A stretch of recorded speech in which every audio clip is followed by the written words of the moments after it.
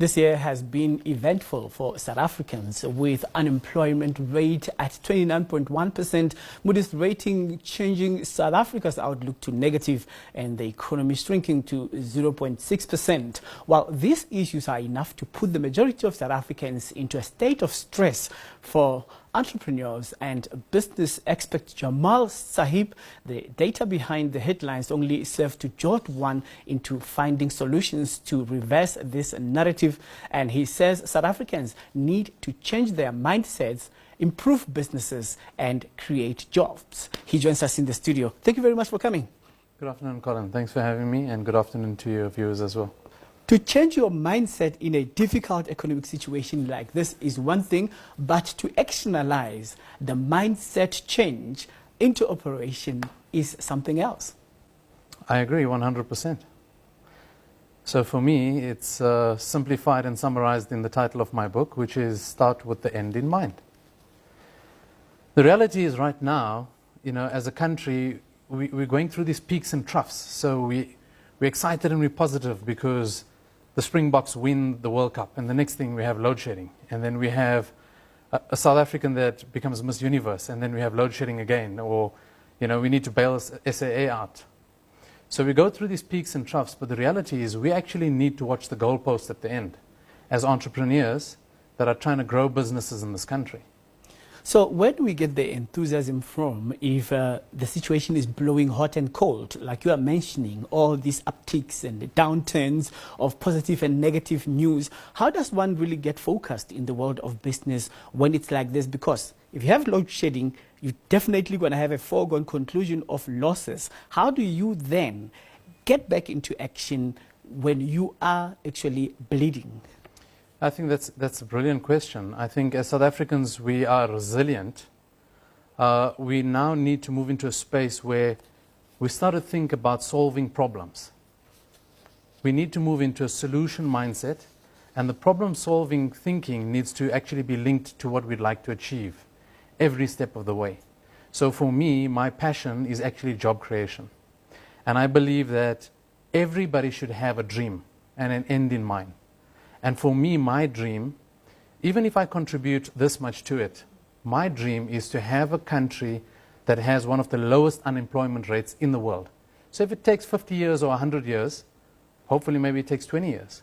But if all of us get together and we chase that as our common goal, that's the dream for our nation.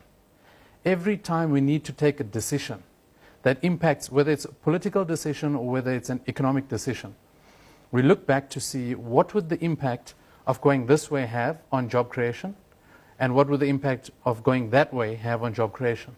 So for me, ultimately, we need to be thinking about what do we dream of, what are we passionate about, and as a nation, we need to surround ourselves by people that actually think in the same manner. So, I'm generally an optimist by nature. I'm a positive person by nature, but I consciously put myself into situations and scenarios where I'm surrounded by positive, energetic entrepreneurs that want to go out there and do things. So for me, the solution is really, and it's not about lying to ourselves that everything's fine and putting your head into the sand like an ostrich. I'm not saying that. I'm saying you have two options. The one option is you can surround yourself with people that are talking about the problems and about the negative stuff that's happening. Or you have another option that says, you can surround yourself with positive people that are energized and are energizing each other, that are looking for solutions to the problems. Because as entrepreneurs, it's our responsibility to create jobs for people in our country. I do understand that, but here's the problem. How are you not going to talk about obstacles in business? For example, let's call a spade a spade. Yeah. Let's say you are faced with a brown envelope syndrome. Yeah. Where you have to make underhand deals in order for you to get in business and survive. Or if you look the other way and not agree to that scenario, you won't make it. What do you say to that kind of a person? The answer there is simple again. It leads back to your definition of success. How do you define yourself as being successful? If it's just material gain, then you'll probably consider that brown envelope. But if your definition of success is greater than that, then you will actually link your decision to that success, which for me and for most people, it should be linked to contentment. So we need to add value, make a difference, and be content. And there's no way that you will be content if you're taking brown envelopes so under now, the table. let's take the rate at small business failure rate, which has actually been phenomenally high. But then again, we have to consider that some of these business people don't fail intentionally. It's due to the circumstances and the fundamentals that are in place that don't actually suit the trajectory of their business. Well, that's not a South African phenomenon. The high failure rate of startup businesses is an international phenomenon. Globally, the statistics are that 1 in 5 businesses survive more than 5 years. So it's a global statistic, and we need to understand that.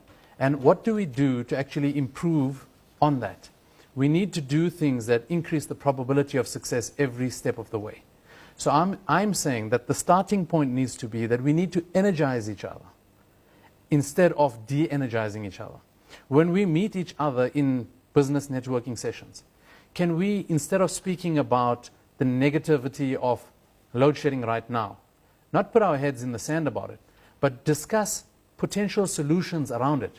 I mean, we're a sunny country. We need to be talking about things like solar. We need to be talking about things like, how do we actually implement generators cost effectively to actually power our business so that we don't lose business when load shedding happens. Okay, so you're suggesting the achievers mentality instead of the victim problem-solving mentality. Exactly, achievers mentality. So we need to surround ourselves by hungry people that are energized to make a difference. And we need to be thinking problem-solving every step of the way. All right. Thank you very much for making time, and quite an insightful suggestion there. Hopefully the entrepreneurs will take that into consideration. Thank you very much, Colin. All right. We're speaking here to